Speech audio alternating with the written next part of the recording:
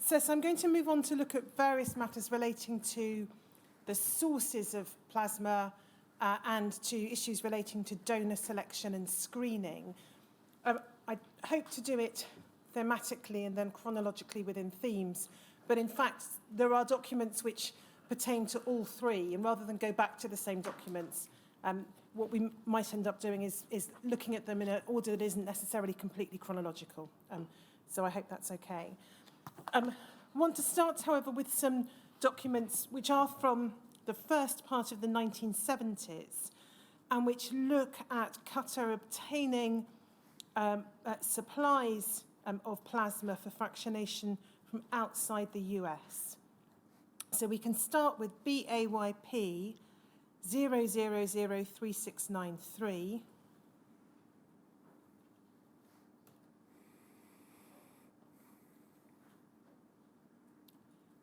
This is Qatar Laboratories. The date at the top is the 3rd of December 1971, writing to the Division of Biologic Standards at the National Institutes of Health, referring to a purchase order for human plasma for fractionation from Mexico. And we can see reference to inspection of the facility taking place in September of 1971.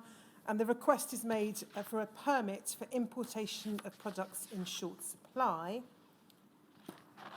If we go over the page, we can see a little more information given. This is our purchase order contract for plasma human for fractionation,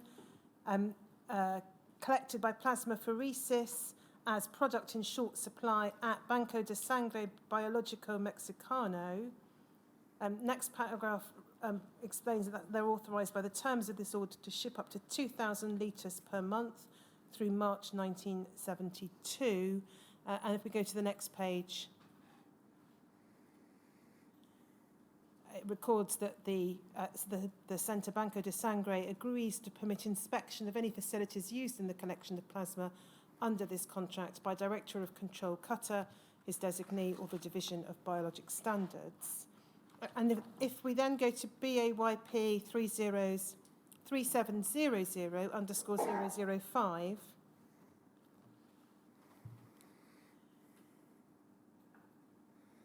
we can see from this letter dated the 20th of March 1972 from Qatar Laboratories that the permit for importation of products from Mexico was issued, and the request is being made for the permit to be extended to December of 1972. And if we go to BAYP 0003700_006, we can see there the permit that was indeed extended. So it's the date of this is the 29th of March 1972, and it's permission to import human plasma from Banco de Sangre Biológico Mexicano, and the date is 1st of April 1972, ending 31st of December 1972. If we then look at BAYP 0003700_001, this is the 3rd of March 1972, and we can see here reference to a purchase order for human plasma for fractionation from Hemo Caribbean in Haiti. This is to serve as your notification of the source of plasma, and then the information is there given. Reference is made to the facility in Port-au-Prince having been inspected on the 24th of February 1972. And we can see that permission was given at BAYP 0003700_004. So this is the permission to import from Haiti human plasma for fractionation for a period beginning the 5th of March 1972 and ending the 1st of September 1972. If we then go to BAYP 0003748,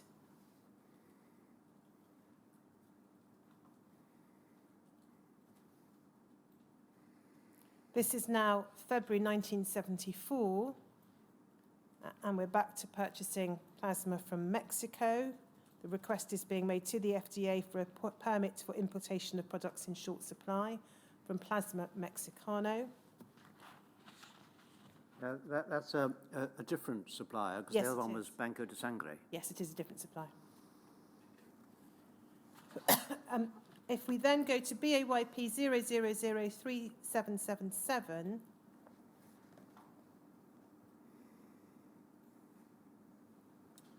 this is October 1975,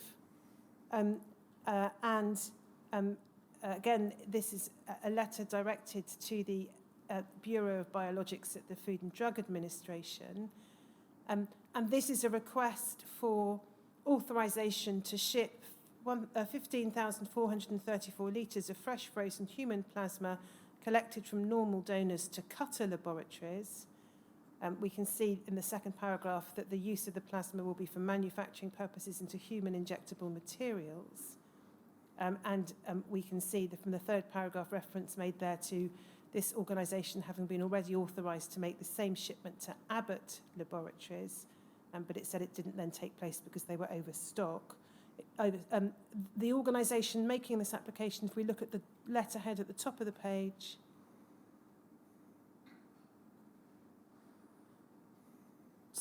the very top of, no, actually we can see it from this. It's okay, I was going to look at the top of the first page, but actually this is probably easier to read. We can see that permission is granted, and this is to a source of plasma in Nicaragua, in Managua. Centro Americano de Plasmapheresis, S.A. Managua, N.A.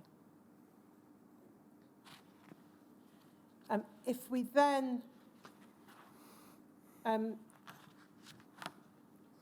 lastly go to BAYP 0003793002,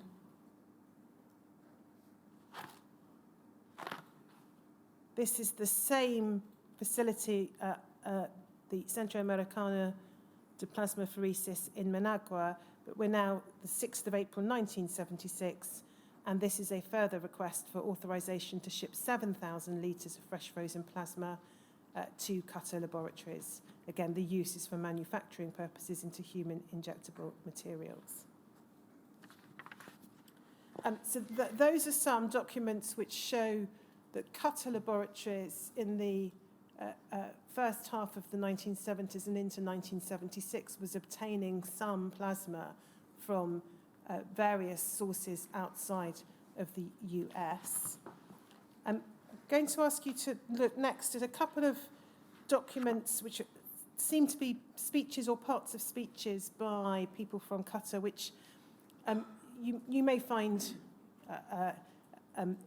interesting and providing an insight into the thinking within the organisation at the time. The first is IPSN 00000481_002.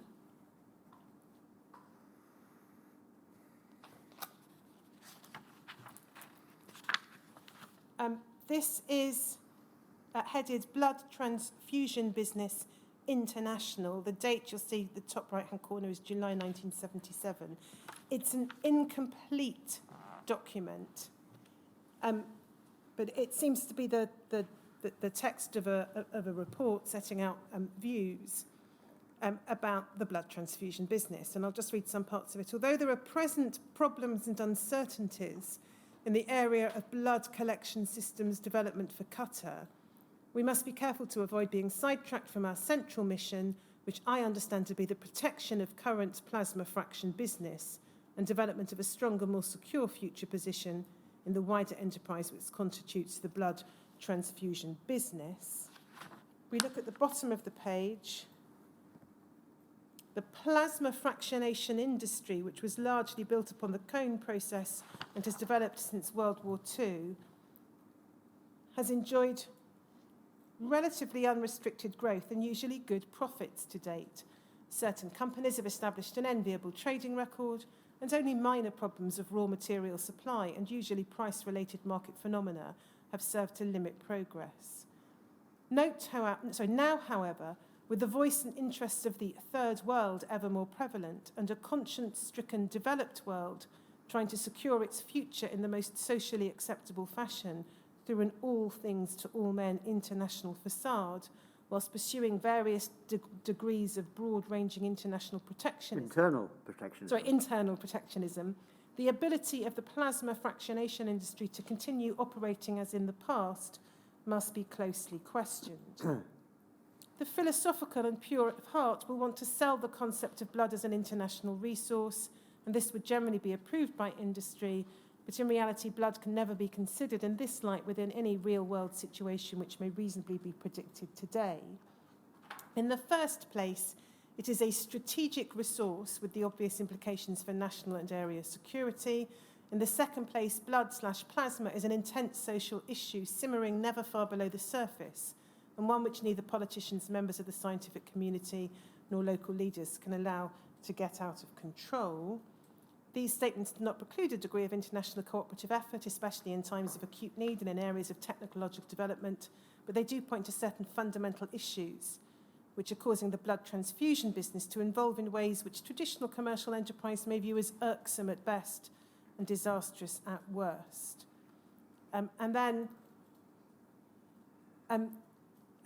It continues, in point of fact, the future could be commercially most attractive if industry can recognise a need to allow local blood transfusion specialists a large element of primary control of the blood resource through the donor, whilst it goes ahead to provide the total means under industry control to collect, process and develop blood and plasma fractions. The subjective and objective problems of donors and thus blood quality associated with paid donors and the bad light in which commercial involvement is cast in this regard is likely to remain for some time at least. And it seems to me that in placing the major responsibility for raw material supply squarely on the shoulders of transfusionists, they will either have to do a good job and shut up, in which case we all have plenty to do in supplying the patient's needs by combining our resources to effectively use plasma, or they'll do a bad job and equally have to shut up because they would have demonstrated that some financial incentive for donors is the only way to get enough plasma. And then if we go to the bottom of the next page,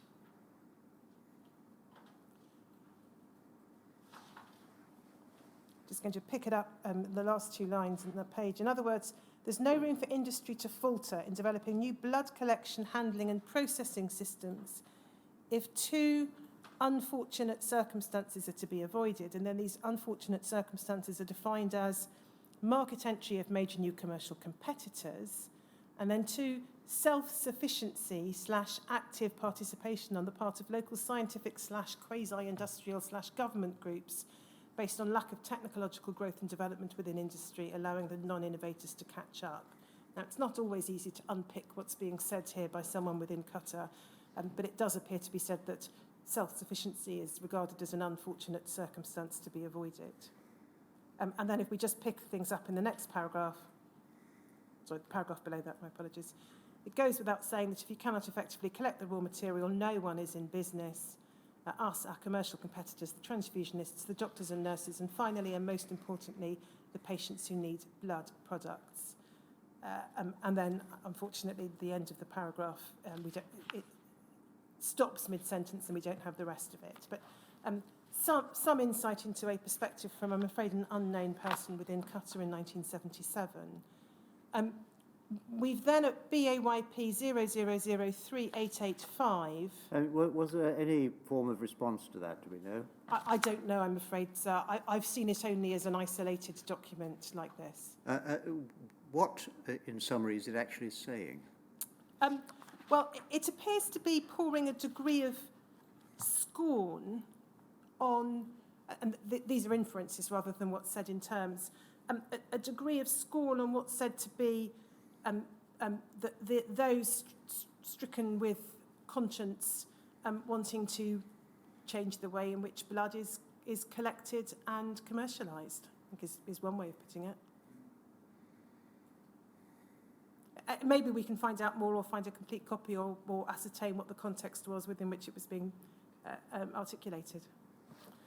Or it may be, I'm afraid, it simply stands as it is, an incomplete picture into a commercial perspective within Qatar in the sector. Well, it's an unknown person's That's it. reflections, using a lot of words to say something.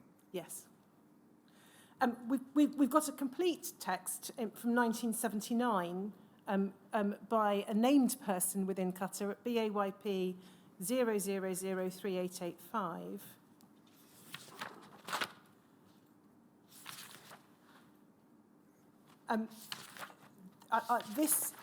We'll see it's prepared for a managers' meeting on the topic of blood products industry in the US and internationally by J. Ashworth, 7th of May 1979. It's a document that is probably worth reading in full. I'm only going to alight upon a couple of passages.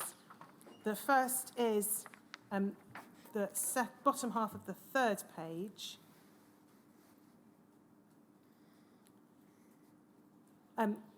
There's a long paragraph there talking about the position of fractionators. It says in the United States, the four big ones are Qatar, Highland, Armour and Alpha.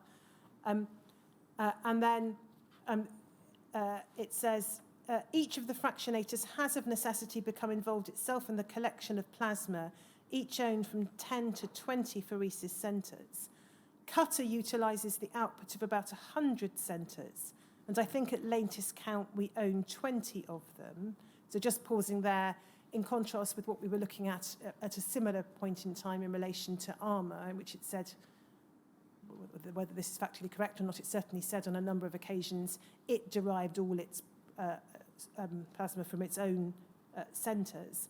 In relation to Qatar, what's being said here is ownership of about a fifth of them. There are about 275 centres in the US that are licensed to produce, source plasma human. And then, skipping on to the next sentence, we're restricted in our raw material to plasma from plasmapheresis centres or blood banks licensed or otherwise registered by the US FDA. Just pausing there for a moment. If each of the big four, own between 10 to 20 pheresis centres, but there are 275 centres in the US, that would suggest that the maximum is 40 to 80, call it 80. Or you've got about 200 centres which are taking plasma and selling it somewhere. They're licensed to do it for by plasmapheresis. And it says here it's used for the principal starting material for preparation of fractions. So it'd be interesting to know who the other 200 centres are supplying. Yes, we'll see some examples of individual organisations with whom Qatar contracted for the supply of plasma in a handful of the documents. Just looking at this in context, maybe I should have shown you the previous page, because what this article or speech or report does is identify, if we look at the third paragraph on this page, four groups of involved in the collection of whole blood. We have in this first long paragraph on the page the American National Red Cross operating 58 centres, it said. The next paragraph deals with blood bankers and refers to the American Association of Blood Banks with its multiple members. Bottom of the page describes then another maverick group of blood banks, dissidents from, it suggested, the American Association of Blood Banks. And then if we go on to the next page, we then have the paragraph I was looking at, which talks about the remaining group of plasma or plasma processes. Yes. But the numbers don't entirely add up in any event in response to... But they are banking blood for use as, on the face of it, whole blood. Yes. Yes. So I'm not sure, I'm afraid, so what the answer is to your question about who the other centres may be. It may simply be that one or other of them does what Qatar does and utilises the output of about 100 centres. Yes. But it does suggest that Armour is an outlier so far as owning all its own is concerned. And then, in any event, picking the matter up from where Mr. Ashworth or Ms. Ashworth is talking about centres registered by the US FDA. It says this: we're restricted in our raw material to plasma from plasmapheresis centres or blood banks licensed or otherwise registered by the US FDA. There are none licensed outside the US, so this is the position now in May 1979. The last one was in Nicaragua. The turmoil down there 2 or 3 years ago resulted in the burning of this centre. And then when I mentioned that we get plasma from blood banks, I was referring to about 10% of our input. This is plasma derived from whole blood, which has either gone outdated or has been used for the preparation of components such as packed cells. For completeness, I should also mention that some of the output of pheresis centres and blood banks goes to the manufacture of clinical laboratories and so on. In any event, the main purpose of referring to that is what is being said by Qatar as at May 1979 is now its sources of plasma are within the US. And then the second passage I wanted to refer to is on the next page, bottom half of the next page, and it talks about the issue of hepatitis and the issue of volunteer versus paid donors. In these terms, then there is the issue which is perhaps the most ridiculous. The highly emotional volunteer donor versus paid donor controversy has wasted more time than it is worth. Most of this derives from the basic danger of transmission of hepatitis. Studies were done supposedly with proper selection of controls, which are purported to show that the incidence of hepatitis from blood or its components from donors who'd received payment is significantly higher. I won't spend time relating many of the ridiculous and irrelevant issues that have been raised in the course of this controversy. If it were not such a serious issue, I think it might be possible to laugh at some of the things that have been done and said. Nevertheless, we ended up having the BOB pontificate a definition of a paid donor, and as you can imagine, some of the interpretations of this are peculiar. Apparently, one is not a paid donor if one gets a day off from work for giving blood, but you are a paid donor if you get a merchandise certificate for some item donated by a well-meaning stall. This last issue of the differentiation between a volunteer and a paid donor has worldwide ramifications also, but more on morality grounds than on safety grounds.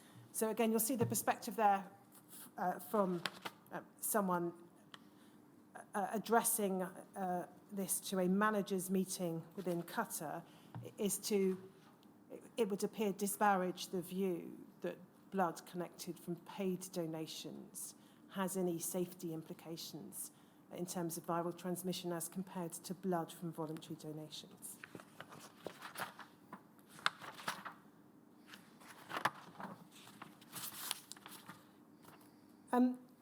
If we can then look at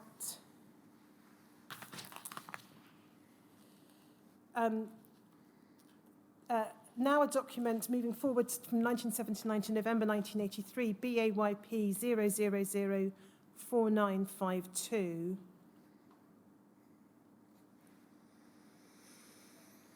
And this is, again, just on the theme of sources of supply. This is a minutes of a meeting of the Biological Coordinating Committee, 14th of November 1983. And we can just see there's some corrections to an earlier set of minutes. This is in paragraph 1 under the heading Review of Meeting Corrections. And it says this: the balancing figure used in conclusion 4 of 1.398 million litres for factor 8 is clarified to show that this figure includes 1.273 million litres of source plasma, 90,000 litres of out-date and prison plasma, and 11,800 litres for RHOD and HBIG. The latter relates to immunoglobulins. It's the reference there to prison plasma. We're going to pick up on a number of further references to prison plasma, but this is a reference as at November of 1983. And just so that we don't have to come back to this document for a further purpose, if we go to the bottom of page 3, there's a heading AIDS material. And it says, with regard to the AIDS work in process material planned for GP production, it was decided that 2 lots of this material would be heat treated for possible submission to the OB, that is presumably the Office of Biologics. This would result in an indication from the OB as to what their policy would be with regard to approval of heat-treated product obtained from possibly contaminated sources. So again, just flagging up there in terms of any consideration of plasma source, what appears to be Cutter's own characterisation of this or the use of this term, possibly contaminated sources. But I'm afraid we know no more from the context about what that was specifically referring to.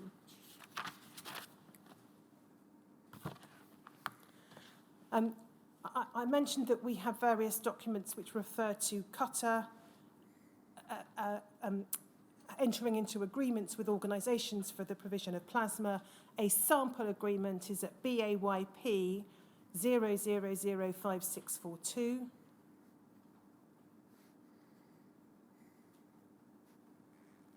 We can see this is an agreement made on the 1st of October 1984 between Cutter Biological, described there as a division of Miles Laboratories, Inc., and Central Georgia Plasma Labs, that's the organisation that's going to be supplying products.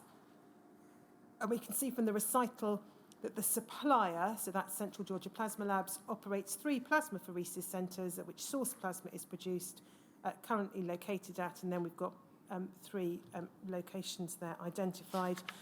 And then it goes on to talk about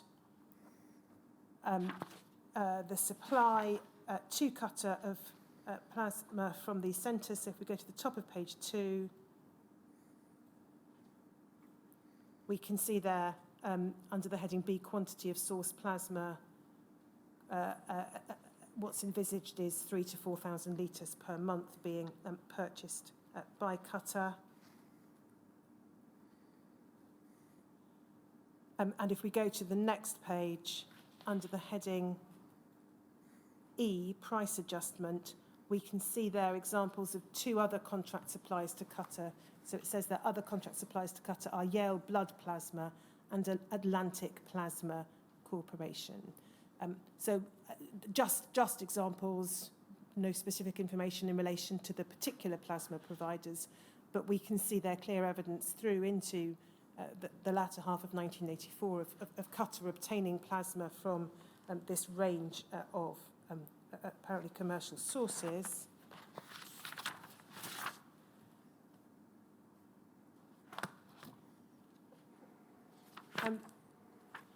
If we then go to CGRA 0000545,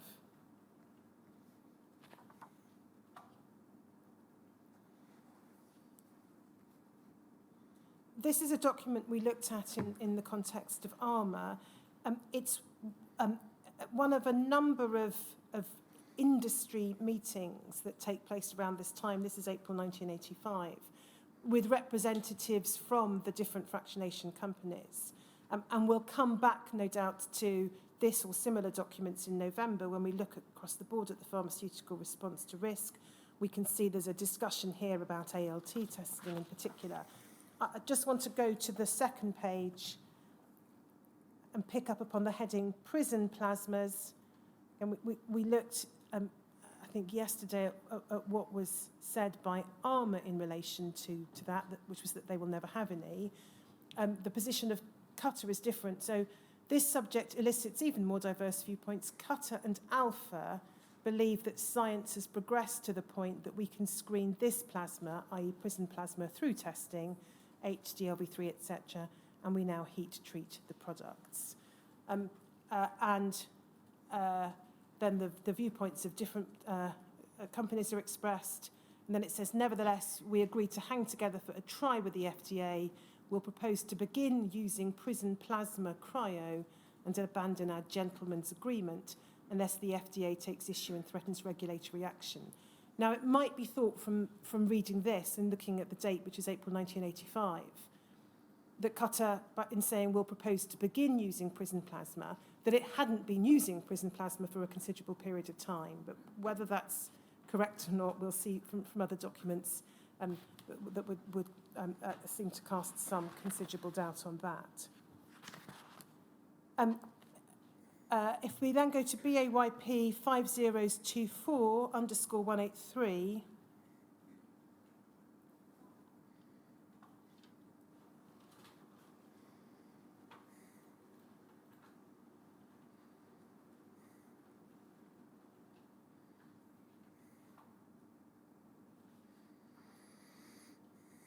this is an internal Qatar memorandum, 22nd of April 1985, and it says, with the following information on importation of plasma to US during the 1970s for use in the manufacture of Qatar products.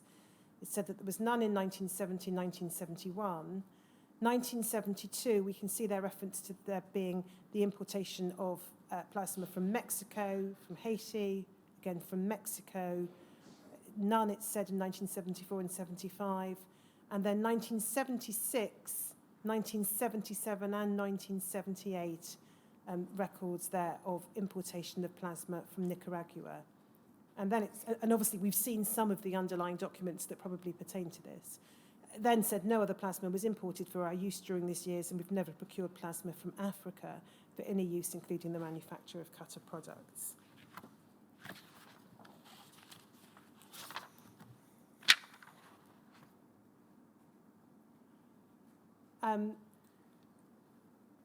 If we then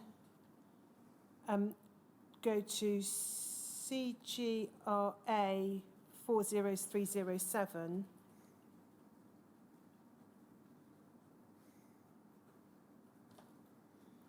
this just picks up upon what we saw in that meeting from April 1985, the discussion about whether to use prison plasma on the basis it could be tested.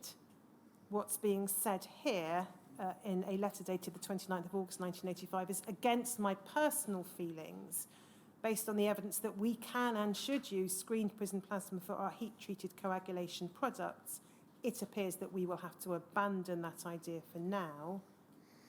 And then the second part of the next paragraph, the fact that the other US manufacturers of coagulation products have agreed not to use prison plasma pretty well dictates our position for the moment.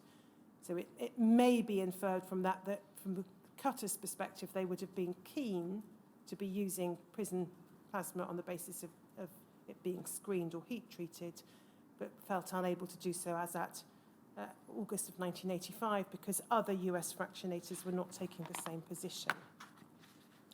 As I say, there's going to be some more documentation in relation to the use of prison plasma that I'll come back to.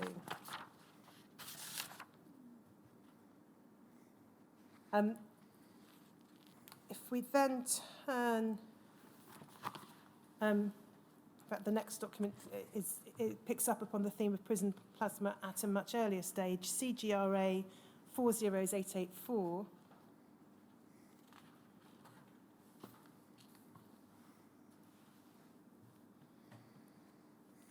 This is an article from 1968 praising a plasmapheresis program at Parchman State Penitentiary. And we can see, if we look in the second paragraph, it said that this program, authorised by a particular Senate bill, is conducted under contract with Qatar Laboratories. And then the next paragraph goes on to say that participation in the plasmapheresis program by Parchman inmates is voluntary, and the present rate shows that as many as 20% of the 3,000 prison population are offering plasma weekly. So we can see there an early indication of the use of prison plasma in 1968.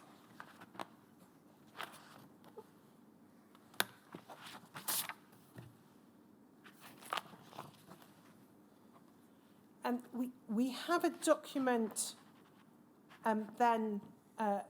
so I'm sorry, I'm moving to look more now at issues relating to donor screening. We have a document from 1981 at BAYP 5019_018. I'm not going to take you through the detail of it, sir, because it's a long document. It's entitled Qatar System of Plasmapheresis. And in fact, if we go to the next page, We have at the very bottom of the page what looks like it might be a date of the 27th of September 1976, but on the pages that follow, we just look at, by way of example, the date is then 1981. In any event, this appears to set out effectively a standard operating manual or procedure about the kind of steps that need to be taken in the plasmapheresis centres. If we just go to the previous page, please, Shomik. We can see, if we go to the top half of the page, reference to donor health checks and record keeping, and then there is a fairly detailed description of the various steps to be taken. If we go to the next page, we pick it up about 10 lines or so down. We've got at what, this is, looking at the index is a convenient way of not going through the whole document, 2.5.1.2, report of donor reported to have or have had clinical serum or infectious hepatitis. So, for example, this sets out a number of procedures that are supposed to be taken in the event of a donor appearing to have or being reported to have hepatitis. And then if we go, just by way of example, to page 9,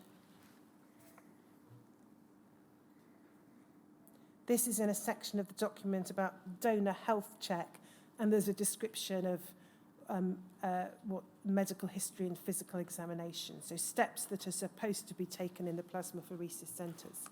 What the status of this document is, and whether it applied only to centres owned by Qatar, as opposed to those from whom it had contractual commercial arrangements for the supply of plasma, I'm afraid, is unclear.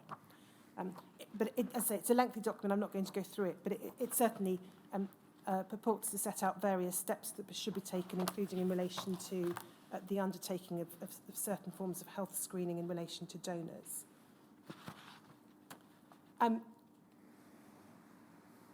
As I say, that I think is dated 1981. If we go to another document from 1981, BAUM 5012,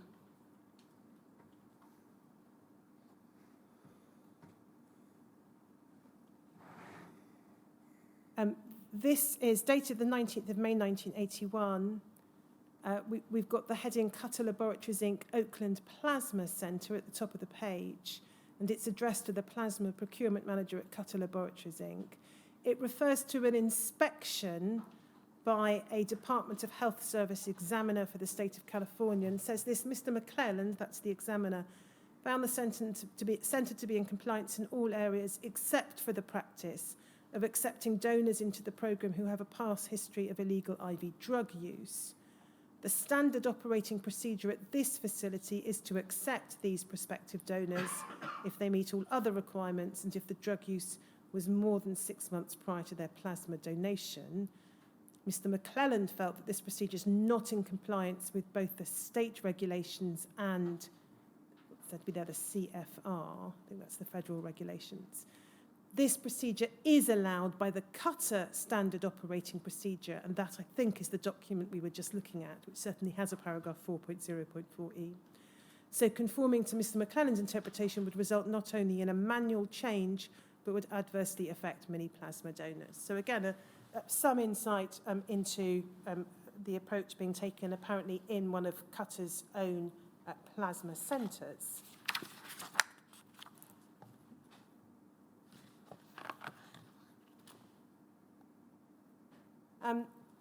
If we then turn to BAYP 0004282_002,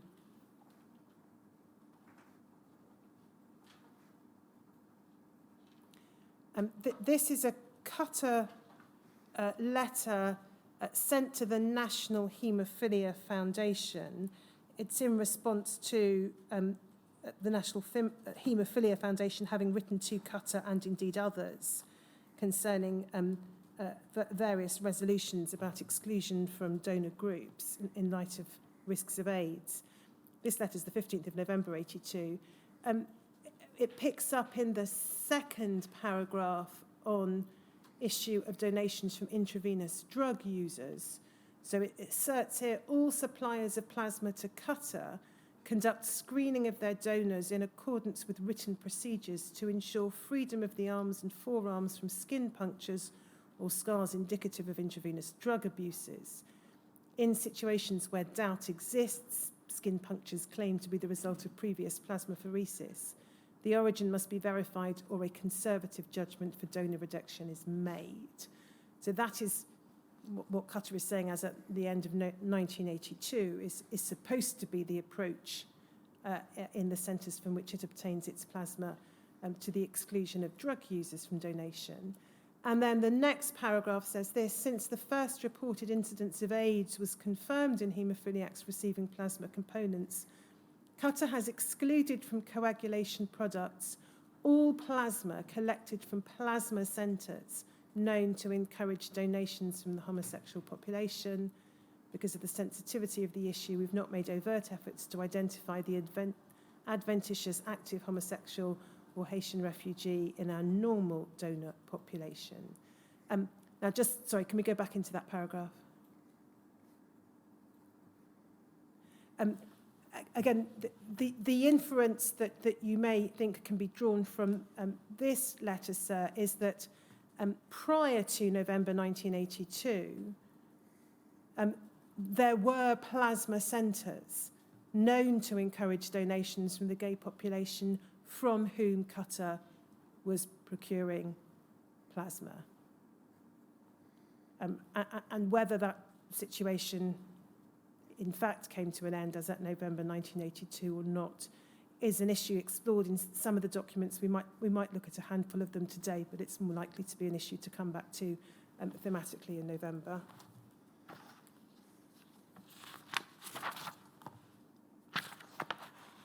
And then... it's the next sentence as well, perhaps, shows what they weren't doing. Yes, as at that point in time. That was, I think, effectively the only step being taken. We will. I think we saw a document this morning that there are a number of other documents which then look at the position as at February, March 1983, when there is the introduction of the questionnaire and attempts made to exclude others from donation. Well, by March, the FDA were introducing recommendations. If we then go to CGRA 40425,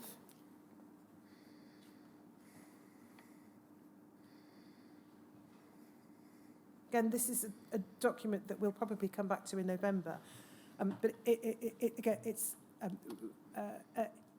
contains important information in relation to Qatar's approach. So, dated the 13th of December 1982, and we can see it says Dr. Donoghue asked for an informal meeting with the 4 blood product manufacturers following the PMA-FDA Liaison Committee meeting on Friday to explore possible actions to minimise the risk of AIDS. Although the transmission of AIDS via blood products, and specifically AHF, has not been conclusively demonstrated, there is some evidence that a possibility does exist. Donoghue wanted to know what we manufacturers could do immediately to minimise the risk of potential exposure. Donoghue specifically asked if we could simply exclude high-risk plasma taken from areas such as New York, San Francisco and Hollywood from AHF production. Mike Riddell Highland responded that he felt a more meaningful effort would be to attempt to educate the high-risk populations, homosexuals, Haitians and drug users, and have them voluntarily exclude themselves from the plasmapheresis programme. And then there's further discussion about what steps could be taken in that regard. And then the next paragraph is this. Donoghue then asked if we were willing to exclude plasma collected at prisons because of the homosexual link and because it constituted only 2% of collected plasma. The other manufacturers had no problem with this suggestion, but it was pointed out that this was the source of our hyper-immunised donors. Donoghue then suggested that we exclude this plasma from any AHF production. It is my opinion that they will remain relatively non-negotiable on this point, it was indicated that there had been no cases of AIDS reported from prison, and Donoghue responded that was because of the etiology of the syndrome and insufficient time had transpired. And then what's written, sorry, Timothy, if we can just go into what's written in handwriting to the left of that paragraph. This will be a problem at Qatar. I think that's then John Hink will want to look at the percentage and costs or something along those lines. And anyway, this will be a problem at Qatar, I think is fairly clear.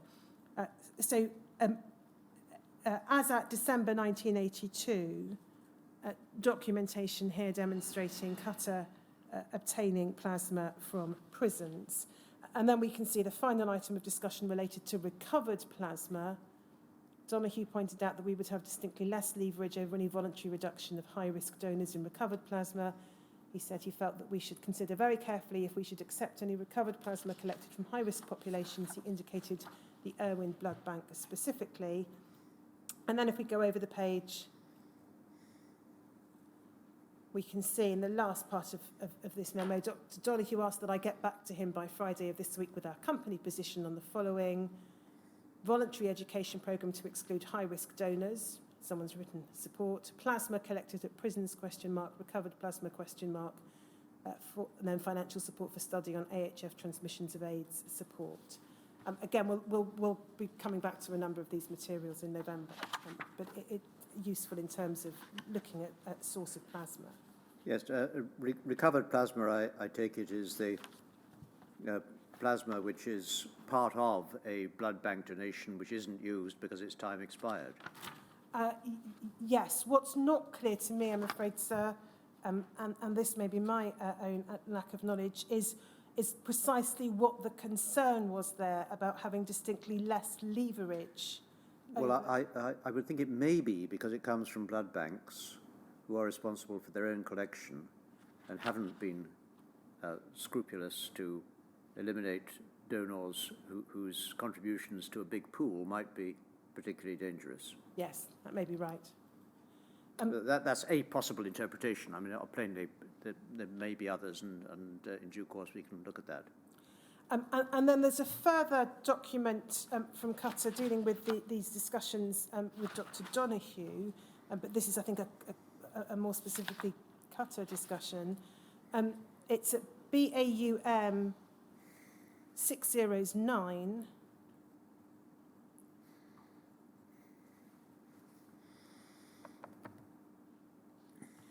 And this may cast some further light, sir, on the point you've just raised.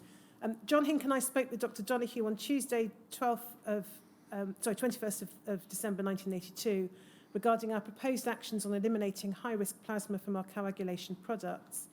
We outlined our proposed education programme to attempt to identify and exclude high-risk donors. Donoghue commented that we should also consider a programme for sources of potential recovered plasma. Once again, Irwin Blood Bank, which the CDC has reported obtains 30% of their collection from the homosexual population, and border locations in Texas were specifically mentioned. We reviewed the use of source plasma collected in prisons, and Donoghue stated that the actual risk was less important than the perceived risk. He felt that pressure would be applied to ensure that this source of plasma did not end up in the manufacturing process for coagulation products. He mentioned that we should very seriously consider excluding the prison-derived plasma from AHF, so anti-haemophiliac factor, and factor 9. There's then reference to there being a further meeting in early January and a request in the last paragraph to sending some official notification of Qatar's plans. Over the page, our course of action at this point would appear to be: 1 is attend CDC meeting, 2, continue work on education programme for high-risk donor, 3, coordinate the same with other fractionators, and then there's 4, consider removing prison-derived plasma from coagulation product production. So again, that would appear to suggest that at this point in time, end of 1982, prison-derived plasma was being used by Qatar in coagulation product production.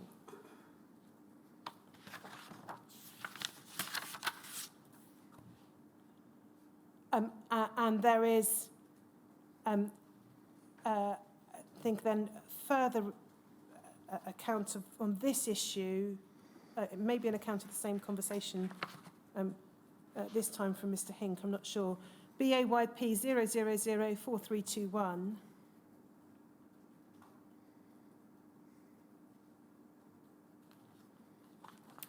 So the first paragraph, we can see it's from J. Hink. The first paragraph refers to the discussion with Dr. Donoghue from the Office of Biologics. And then the second paragraph says this: we told him we discontinued the manufacture of coagulation products from plasma collected from predominantly homosexual donors. We described our plan for requiring all donors to read a brochure describing AIDS and identifying what are considered high-risk donors, IV drug abusers, homosexuals and individuals recently living in Haiti, and then asking each donor in the confidentiality of the pre-donation screening booth if he/she considers himself a high-risk donor. If so, we would request that he voluntarily remove himself from all bleeding programs. I described to Dr. Donoghue the manner in which homosexuals are segregated within the prison and explained to him that we do not bleed known homosexuals in our 2 prison centres. So, again, the clear inference would appear to be from that Qatar had, whether directly operated them or they were regular suppliers, but 2 centres within prisons from which it obtained plasma. Although I indicated that our AIDS educational programme would be used at the prison, Donoghue was quite clear that the explanation would not be expected to be accepted by the news media, haemophiliacs, or even the scientific community. He strongly advised that all prison plasma be excluded from use in the manufacture of coagulation products. We asked his thoughts on recovered plasma, and again he brought up Irwin Memorial and the infant who contracted AIDS following a platelet transfusion from a donor who 8 months later came down with the disease. He indicated that 30% of Irwin's donors are homosexuals, a high degree of altruism. Donoghue later made aspersions about centres located on the Mexican border and in Florida. So that's, I think, Mr. Hink's perspective on the meeting described in the earlier document. And then there's what's described as a trip report account of an AIDS meeting in January 1983 at BAYP 0004345.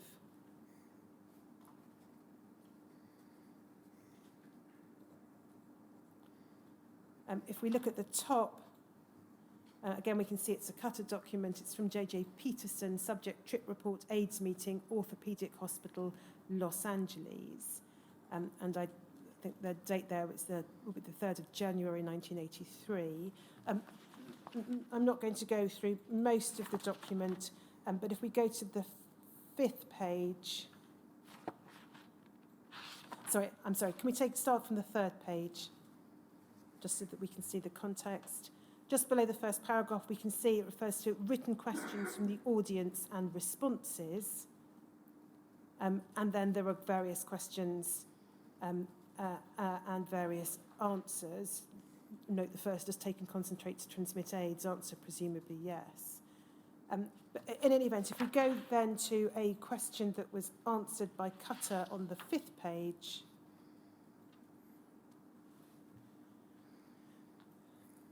So it's the last question and answer. Dr. Casper to Qatar, these centres seem to be in run-down centres of town. Is there a move to move them to rural towns? And then the answer isn't necessarily a direct answer to the question. The answer from Qatar appears to be many of the centres are in smaller communities and in towns such as Ypsilanti, Seattle, Clayton and San Diego. We do not have centres in LA or San Francisco. Again, there are other aspects of that meeting to which we'll return in November. Then if we look at BAYP 0004386,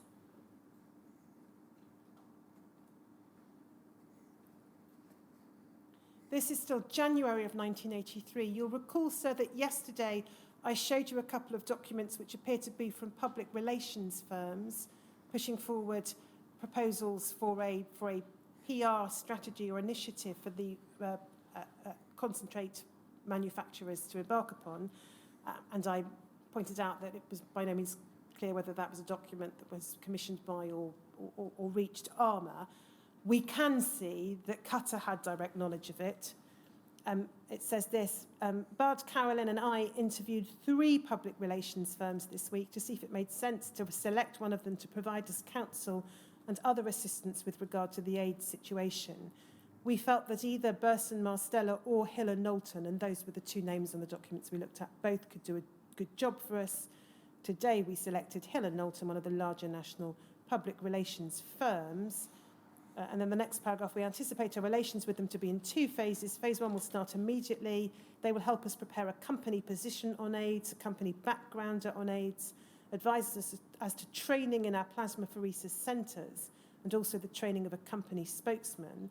We expect to have this completed by February the 7th or 8th. With this in place, then we will begin the screening of our plasmapheresis donors to exclude the high-risk groups during the week of February the 7th. After this is accomplished, Hill and Knowlton will supply us with a longer-term programme with costs for our evaluation. And then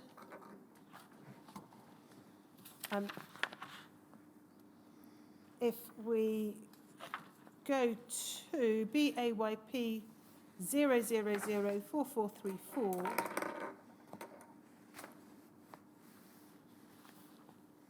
this is a Biological Management Committee meeting dated the 15th of February 1983. If we can go to the second page.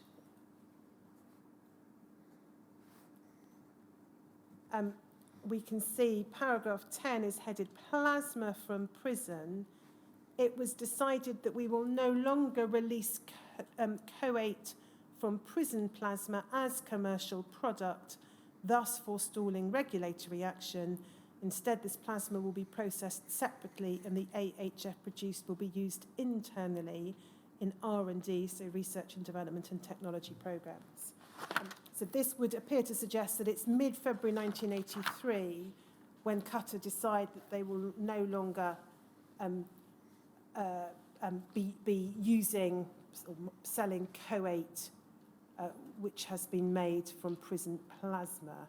But the words thus forestalling regulatory action might be quite telling in themselves as to what has driven Qatar, or what might be thought to have driven Qatar to taking that decision.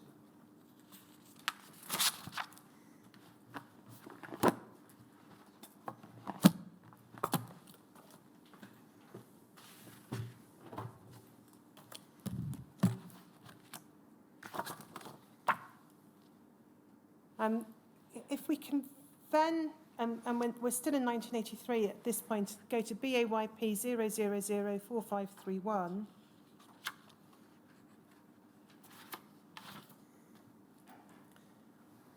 We've a letter here from Mr. Hink at Qatar, and we can see his job title there, Director of Plasma Procurement, dated the 8th of April 1983, to the President of the Valley Medical Blood Research Institute. And we can pick it up, I think, the first paragraph refers to what I think there are the FDA recommendations that we know were issued in late March of 1983. The second paragraph then says this: it is my understanding that the plasma you supply to Qatar is collected from a predominantly homosexual donor population. Qatar has for some time, doesn't tell us how long, excluded such plasma from use in the manufacture of coagulation products. It's the request of the Office of Biologics that all plasma collected from donors suspected of being at increased risk of transmitting AIDS be labelled in the following manner to prevent its possible misuse. And then we can see that the label is caution for use in manufacturing albumin, PPF or globulin only. So the position that we appear to derive from this as of April of 1983 is that plasma acquired from centres known to collect from a predominantly gay donor population is no longer to be used, well, was no longer being used, it is said, not quite clear for how long that had been the case, in the manufacture of factor concentrates. And now there was going to be a labelling requirement in relation to such plasma, presumably to assist in securing that objective.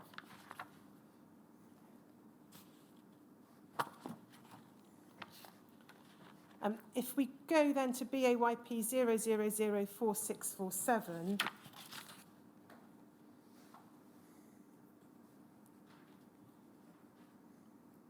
we can see in what's described as a marketing bulletin, July the 6th, 1983,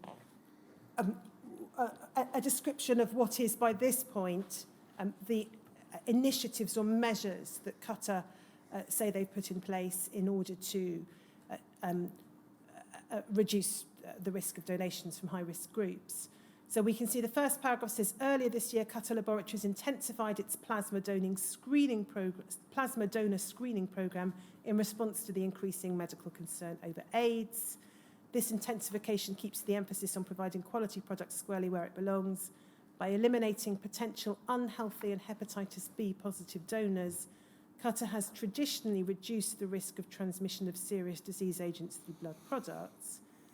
With the initiation on March 1st, 1983 of additional screening procedures to reduce the possibility that AIDS may potentially be transmitted through certain blood products, Qatar has reinforced its existing program of donor screening to assure that the raw material for its quality plasma products continues to be of high quality. And then we can see towards the bottom of that page, reference is made to intensive work to develop and refine a process to exclude both hepatitis and other viruses. And it continues over the page with a discussion of the attempts made to develop a heat-treated product. Then if we go to two documents now which show interactions within the United Kingdom between the Department of Health and Qatar in the UK. BAYP 602_183.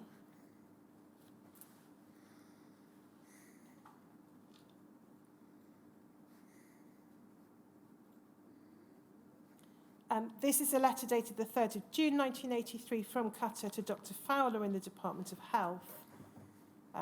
We can see this is in response to Dr. Fowler's request for information about measures being taken in relation to AIDS.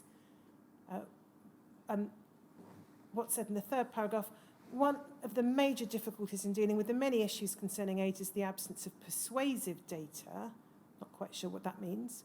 And this is complicated by the oft-times sensationalist and erroneous reporting in the press. We've seen recent examples in the Mail. As a result, false conclusions are arrived at and patient treatment as well as product supply are endangered. The facts about AIDS are very limited. The syndrome is quite ill-defined and cases may not be fully reported outside the US. WHO has recognised it as a worldwide health problem. 2, the etiological agent is unknown. It is not known whether it is a virus. 3, hence it can only be an assumption that AIDS can be transmitted by certain blood products. This has not been shown. 4, also it is unclear whether the syndrome contracted by haemophiliacs really is the same as the AIDS syndrome contracted by other high-risk groups.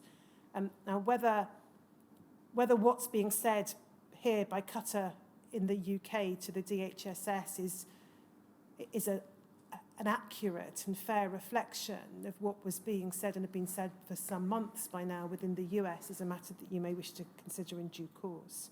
The letter continues, as medicine and the plasma suppliers, commercial and NHS, struggle to find the correct actions to take to exclude the elusive AIDS donor, it is imperative that the supply of products, in particular factor 8, not be reduced to levels where patients cannot be treated. The statement by Professor Bloom in the attached communication from the Haemophilia Society is particularly pertinent. So we have Qatar there relying upon what Professor Bloom had said.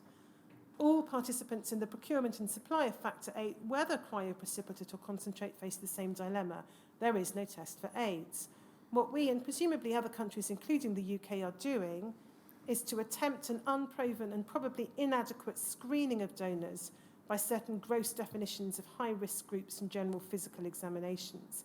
only time will tell if these checks on donors are accurate. More specifically, addressing your questions, and so, sorry, I should have said, I think this was from Qatar in the UK. It's not. It's from Qatar Inc., so the US organisation. Mrs. Tatt from the UK company had sent the letter from Dr. Fowler to them for response, so I should correct that. And then this, more specifically, addressing your questions. One, by common agreement and with the regulatory pressure of the US DHSS, all plasma donors are screened to an extent consistent with present medical scientific knowledge. This programme is spelt out in the attached Qatar documents and FDA directives, which may be the same as already supplied to you by Mrs. Tatt. Qatar and the other manufacturers are complying in every detail. 2, the cases of AIDS and haemophiliacs are, of course, complicated to follow up, but our investigations indicate that none received coate. 3, so far we've not had to make a decision concerning disposition of a lot of coate from a donor who's become an AIDS victim. It is our plan that if this circumstance should occur, the decision concerning the lot would depend on many factors, including, most importantly, receipt of advice from government health authorities based on the latest knowledge concerning AIDS. Qatar intends to keep aware of progress in the world and the identification of the mechanism of the syndrome itself, of possible tests which may be applicable, and of methods of treatment of product designed to prevent transmission of AIDS. So it's from Jay Ashworth, possibly the same Jay Ashworth we saw that May 1979 speech earlier this afternoon, to Dr. Fowler, June 1983. And then if we look at BAYP 5028_143, there's a telex which refers to that letter. So the date, I think, is the 15th of July 1983, and it's from the same J.N. Ashworth. It says, obviously the pipeline from donor to recipient is long, and then there's a description of various lot numbers and earliest plasma collection dates. And then the text says this: at the risk of being repetitious on points you are already aware of, we suggest stressing the following. Qatar instituted supplemental screening of the donor form immediately after the February 23rd press release. Nevertheless, a case can be made that the standard procedures before February the 23rd were such as to be effective in detecting what are now called AIDS symptoms. Excuse me. Marie, that's Mrs. Tatt, has the before and after procedures for plasmapheresis screening on which were highlighted the additions. 2, it's also significant, as we pointed out in our news release, that Qatar does not obtain plasma from the high-risk areas where most of the AIDS cases have occurred, San Francisco, New York, Los Angeles and Miami. Just pausing there, of course, what's not pointed out is that Qatar had been obtaining, it appears, plasma for years from prisons. 3, our letter of June the 3rd, so that's the letter we just looked at, to Dr. Fowler, and particularly the attached statement by Professor Bloom, so a further reliance upon Professor Bloom's statement, to seem very pertinent. It would appear our present stock does not qualify for DHSS arbitrary decision that something magic happened on February the 23rd. We share whatever frustration you may feel. You may find that's telling in relation to demonstrating the attitude of the author as to the inquiries that were being made from a regulatory and public health perspective from the Department of Health. Yes.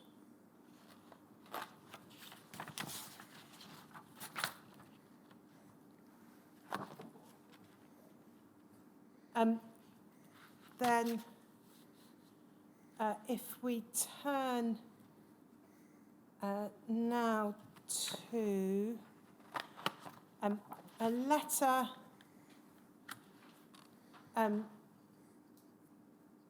dated 23rd of November 1983, BAYP 000495.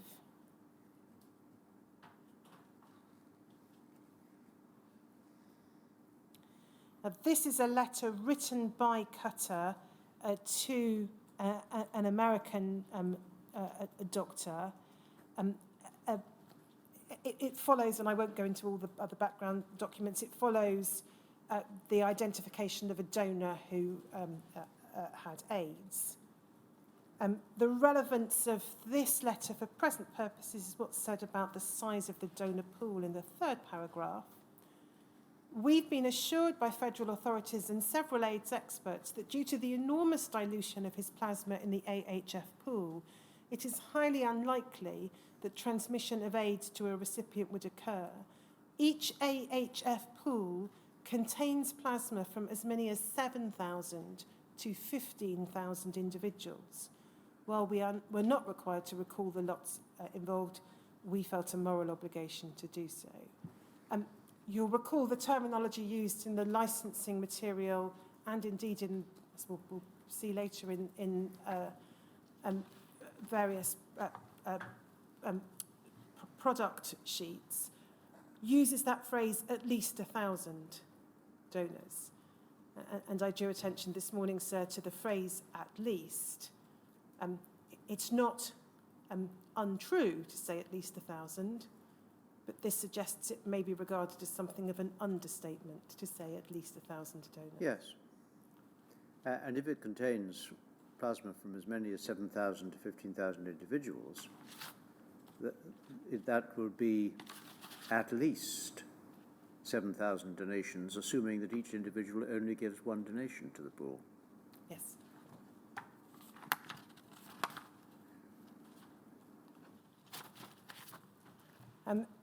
If we then just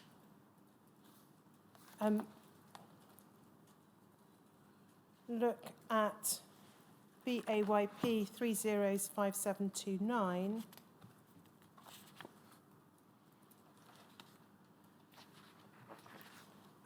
this is another set of minutes from the Biological Coordinating Committee. We're now in April of 1985. You'll see the heading update on plasma procurement. And we can pick it up in the fifth line. We expect 4,000 litres per month more of prison plasma by third quarter. Esajala and other manufacturers will be meeting with the FDA regarding using prison plasma for AHF. So apparent that prison plasma is still being collected, albeit it may be that it's not being used or hadn't been used at this point in time for factor concentrates. But what seems to be contemplated is a discussion with the FDA about now using it for the manufacture of factor concentrates.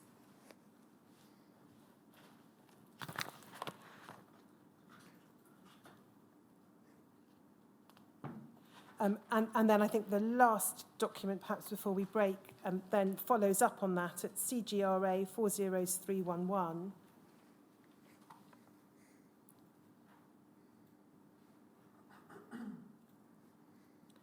First of May 1985. We can see from this document that Qatar remain, I think it's fair to say, keen to be able to use prison plasma in the pool, but the Bureau of Biologics don't necessarily seem to agree.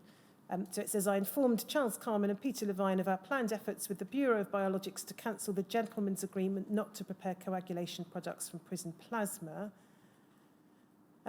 Peter Levine spoke personally rather than as a spokesman for the NHF. It's the National Haemophilia Foundation, but it's pretty clear to me that he believes he is correctly representing the NHF's point of view when he indicated that he did not want to see us return to prison plasma for AHF. Although he accepts the HTLV3 inactivation data with heat treatment, he still feels that by returning prison plasma to the pool, we are taking risks that are not justified, specifically increased risks for hepatitis non-A, non-B, as well as hepatitis B. I told him that we would be continuing our dialogue with the BOB in an effort to use the cryo from prison plasma because we felt it was safe and we felt our request was justified. I also said we'd continue our dialogue with him. Needless to say, this matter is not resolved and Dr. Levine still has to be convinced. He felt that treaters would pay up to, I think it's at 1 cent more to avoid prison plasma. Obviously a very general comment that means nothing to us. So that I think then brings the position in relation to prison plasma up to the middle of 1985. So a handful more documents in relation to donors and prisons, but I can pick that up after the break. Yes, just before you do, was it the marketing bulletin in July '83 that you showed me earlier, which talked about the important thing being to make sure that you got the donor selection, the quality product, rather than concentrated upon treating product which you've got? I can't remember, I'm afraid. So off the top of my head, I'll check. I might have another look at that, because on the face of it, what was said for, if that's right, what was said for public consumption was not actually what Qatar were then doing in looking to use prison plasma. They were relying upon the treatment rather than the source. Yes. Just seeing if I've got the reference to hand for the document. It may be BAYP 4647, 304647. But it may not be that document.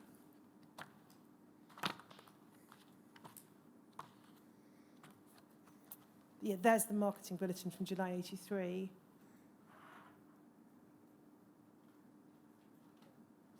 Yes, that's it. It's the second paragraph. Qatar has reinforced its existing programme of donor screening to assure that the raw material for its quality plasma products continues to be of high quality. This approach is in keeping with the philosophy of good manufacturing practices, which holds that quality safeguards to control the quality of starting material are preferred to procedures to remove and reduce risk at a later point in manufacturing. Yes. And that's an interesting contrast to the approach which it appears to be taking to prison plasma now that they can heat treat. Yes.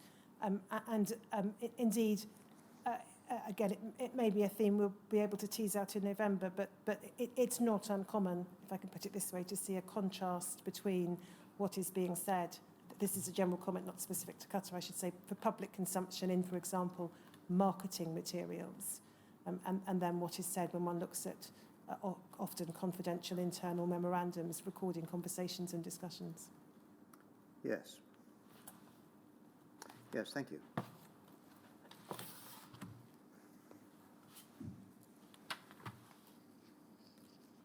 So what time are we resuming? Yes, sorry. Yes, we'll start again at 1:45. Thank you.